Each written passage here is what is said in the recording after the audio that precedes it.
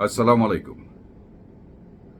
আপনি চিন্তা করতে পারেন, যখন রাত্রে আপনি ঘুমিয়ে থাকেন, একটা হোটেলে ঘুমাচ্ছেন আপনি, শান্ত একটা রাত, সেই রাতে হঠাৎ করে দেখলেন চারিদিকে ড্রোন, বোমা হামলা চলছে।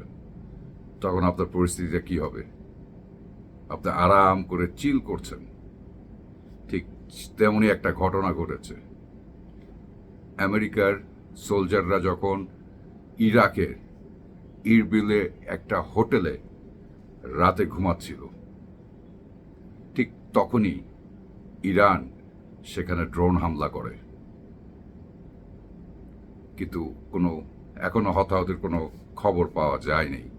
বাট চারিদিকে কিন্তু এই মধ্যপ্রাচ্যে অনেক ধরনের এই যুদ্ধতে Iran, Iraq, Israel, America, Bahrain, Kuwait, Jordan, Yemen, Saudi Arab, সবাইকে নিয়ে কিন্তু একটা যুদ্ধ শুরু হয়ে গেছে। এই যুদ্ধটা কে শুরু করেছে? শুরু করেছে আমাদের আমেরিকার প্রেসিডেন্ট ডোনাল্ড ট্রাম্প।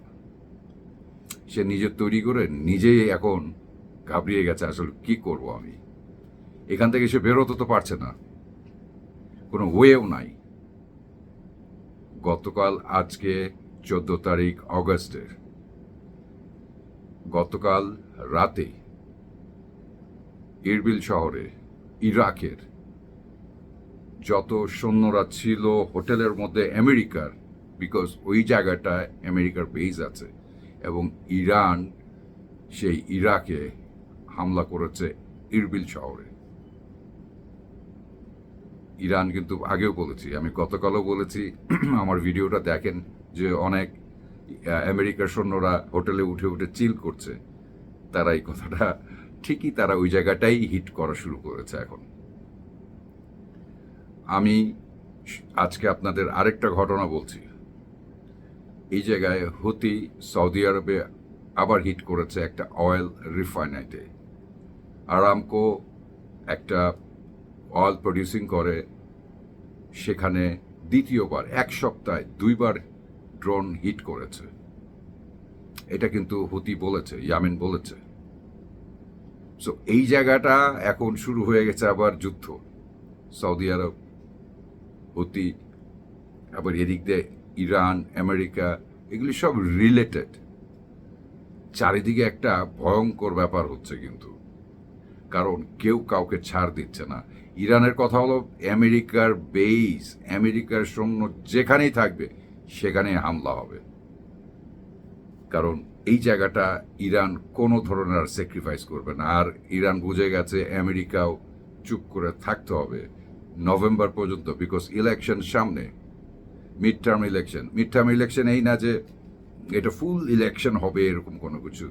সে পাওয়ারে থাকলেও, ডোনাল্ড ট্রাম্প পাওয়ারে থাকলেও তার সেই পাওয়ারটা থাকবে না কোনো ব্যাপারে সে ডিসিশন নিতে পারবে। যেমন যুদ্ধের একটা এক্সাম্পল, সে হুট করে একটা করে দিল, যুদ্ধতে ইরানকে যে হামলা করে দিল, ভেনেজুয়েলার প্রেসিডেন্টকে উঠায় নিয়ে আসলো, সেরকম আর করতে পারবে না যদি মিড টার্ম ইলেকশনে সে হেরে যায়। আমার মনে হয় তার ছেলেকে দিয়েও ইলেকশন করাবে এবার নেক্সট ইলেকশনে। যদি সে পাওয়ারে আসে, দেন ভাইস প্রেসিডেন্ট হিসেবে ডোনাল্ড ট্রাম্প থাকবে। পরে একটা সময় আসে ডোনাল্ড ট্রাম্প বলবে যে ঠিক আছে, তুমি এবার আমার পাওয়ারটা দিয়ে দাও, আমি প্রেসিডেন্ট হয়ে যাই। Something like that, you never know, because Donald Trump is a very autistic একটা পার্সন, প্রতিবন্ধী একটা person. He doesn't know what to do. এত অ্যারোগেন্ট, এত স্টুপিড, এত I mean irresponsible person being a president in United State of America, যে তার জন্য পুরা আমেরিকা দেশটা এখন ধ্বংসের পথে যাচ্ছে। ইকোনমিক্যালি সবাই সাফার করছে, এবং মধ্যপ্রাচ্যকে নিয়ে আমাদেরকেও এটা এফেক্ট করবে। তেলের দাম, গাড়ির চলাচলের দাম বেড়ে যাবে, আপনার খাওয়া দাম বেড়ে যাবে, বিকজ আপনার তেল যখন না আসবে, তেল যখন আনতে না পারবে, তখন গাড়ি যেতে পারবে না, শিপ যেতে পারবে না, খাওয়া আনতে পারবে না, সব কিছু ইটস রিলেটেড। হাউএভার, এখন ইরান আসলে কি করতে চাচ্ছে? ইরান সত্যি কথা এই যুদ্ধ থামাবে না। আমি গতকালের ভিডিওতে আমি বলেছি, ইরান এই যুদ্ধ থামাবার জন্য না, কোনো না, সবাই চুপ হয়ে থাকলে সে কোথাও না কোথাও টাচ করে একটা মেরে দিবে। কারণ ইরান এখন আমেরিকাকে উস্কাচ্ছে। আশা করি এদিক দিয়ে ইসরায়েল আর আমেরিকা বলছে কোনোভাবে নভেম্বর পর্যন্ত ইরানকে কোথাও হিট করা যাবে না। কারণ আমেরিকার প্রেসিডেন্ট ডোনাল্ড ট্রাম্প কিন্তু ভয়ও আছে। কারণ এই জন্য আপনি দেখেন নিউ জার্সিতে সে একটা গলফ টুর্নামেন্ট বা কোথাও পার্টিসিপেট করতে যাচ্ছিল, আজকের কথা। সে পার্টিসিপেট করতেছিল সেই যখন সে তার হেলিকপ্টার নিয়ে, যে আমেরিকার প্রেসিডেন্ট যেখানে এক প্রভিন্স থেকে এক স্টেট থেকে আরেক স্টেটে যখন যাবে, সেটাতে যাওয়ার কথা যখন টেক অফ করার আগে হঠাৎ দেখে আকাশে আনওয়ান্টেড হঠাৎ করেই এক ফাইটার জেট ঘোরাফেরা করছে ওই টেরিটরিতে। সাথে সাথে যে আমেরিকার যে F-16 আছে সেটা ফ্লাই করে, যেয়ে তাকে ওই জায়গাটা তাকে জিজ্ঞাসা করা হয়, তোমরা এই জায়গায় কেন আসছো, এই জায়গায় কেন তোমরা ঘোরাফেরা করছো, এই ধরনের অনেক কিছু করার পর এইটা এই পর্যন্ত নিউজ আছে। চিন্তা করে দেখেন, এখন ডোনাল্ড ট্রাম্প মুভমেন্টও কিন্তু অনেক রেস্ট্রিকশন হয়ে যাচ্ছে, চারিদিক দিয়ে একটা ভয়ঙ্কর ব্যাপার হয়ে যাচ্ছে। ইরান কিন্তু কোনো না কোনোভাবে আস্তে আস্তে এই জায়গাগুলি মানে ভয় দেখাচ্ছে আমেরিকাকে, আর এটা দেখাবেই। কারণ ইরান জেনে গেছে, ইরান বুঝে গেছে, ইরান জানে স্ট্র্যাটেজিক প্ল্যান কিভাবে আমেরিকাকে, বিশেষ করে নট আমেরিকা অ্যাকচুয়ালি, আমেরিকার প্রেসিডেন্টকে, দেশের সাথে তার কোনো ইরানের কোনো যুদ্ধ নাই, ওই লোকটার সাথে ইরানের যুদ্ধ। ইরানের লিডারকে মেরেছে, খমেনিকে মেরেছে, স্কুলের বাচ্চাদেরকে মেরেছে, হসপিটালে ক্যান্সার রোগীদেরকে মেরেছে, ইনফ্রাস্ট্রাকচার নষ্ট করেছে, ব্রিজ, রাস্তাঘাট, রেলওয়ে পাত সব জায়গা নষ্ট করেছে। মানে দোষ নাই, তাদেরকেও মেরেছে, সিটিজেনদেরকে মেরেছে ইরানে আমেরিকা। এই আমেরিকা এটার খেসারত তো দিতেই হবে।